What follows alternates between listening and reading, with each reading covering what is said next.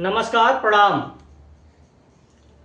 कौनो दुई भाई में अलगौजी होत रहा तो के कहत बा कि बाबू केकरे के में रही, माई केकरे के में रही। तो गीत के माध्यम से हम आपके बतावत हई। अरे बटी गईले घरवा दुआर पाई पाई, अरे बटी गईले घरवा दुआर पाई पाई, केकरा में बाबू रही है केकरा में माई, केकरा में बाबू रही है केकरा में माई।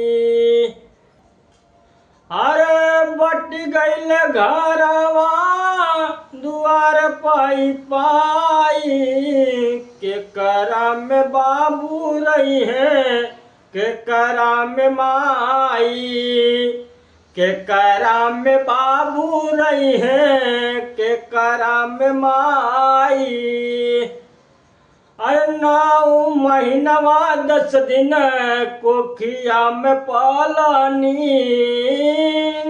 9 महीनवा 10 दिन कोखिया में पालनी।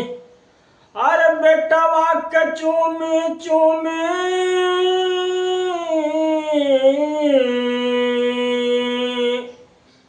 अरे बेटवा के चूमी चूमी दूधवा पियावाली न। अरे एक ही मयारिया के, अरे एक ही माई के पैदा भइल दुन भाई, केकरा में बाबू रही है केकरा में माई। अरे जियत जिनगिया,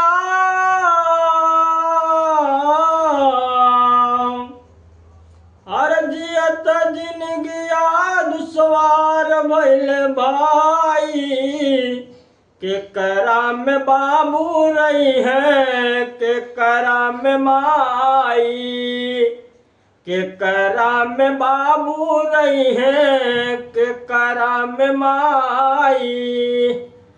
अरे केकरा में माई हो केकरा में माई, केकरा में माई। अरे केकरा में बाबू रही है केकरा में माई।